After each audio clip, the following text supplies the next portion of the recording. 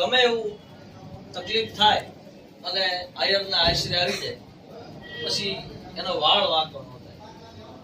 તો આવું શું કામ કહે છે બધા? એનું કઈ કારણ હશે, એના કઈ પુરાવા હશે, એના કઈ ઇતિહાસ હશે કે જગત જેને જાકારો દે રાખે ને ઘરમાં રાન માથા હાટું મૂલવે ઈ આયરના એદાન. આવું શું કામ કહેવાનું છે? એના માટેનું મેં ગીત લખ્યું છે. કેવા આયરો હોય?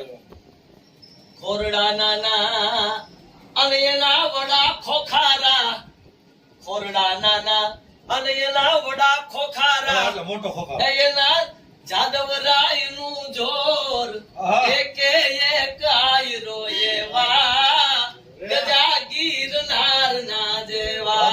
કદાચ એનું મકાન નાનું હશે મારે પણ ખોરડું ભલે નાનું હોય પણ એનો ખોખારો મોટો હોય એમ. અને કોઈ એમ કે આને કોનું જોર છે તો કે એને જાદવરાય નું જોર છે, દ્વારકાધીશ નું જોર છે. એટલે લખ્યું ખોરડા નાના એના વડા ખોખારા, પાછું એને જાદવરાય નું જોર એકે એક આયરો એવા એના ગજા ગીરનાર ના જેવા.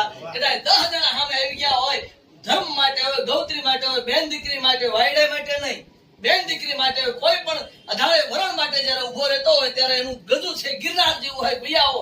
કારણ કે ધર્મ માટે તે દ્વારકા વાળો બેઠો છે એટલે એને ભરોસો છે હું એકલો કદાચ હોઉં તો મારે ચિંતા નથી. એટલે અને એવા પુરાવા ખરા કે હા શું આંગણે આવ્યા ને એમ ઉગારે ઈ જાણે પોતાનું ઈ પાંડ.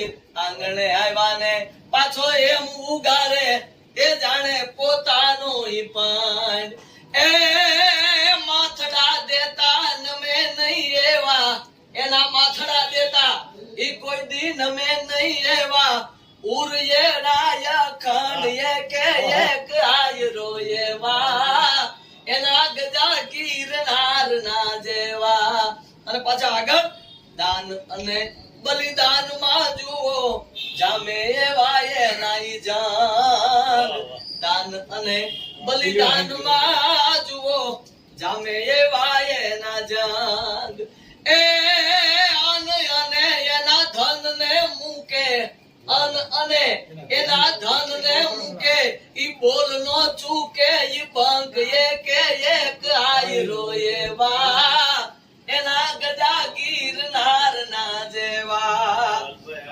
અડગ અને પાછા ખડગ એવા ખમી જાને ઈ ખંડ. ક્યાંક ખંડ જામ ખમવું હોય તો પછી અડગ હોય તો તમને હાથમાં ખડગ હોય તો ભલે એમ. એક મર્યાદા એક લક્ષ્મણ રેખા હોય એની પાસે એમ. એટલે લખ્યું ખડગ અને અડગમાં એવા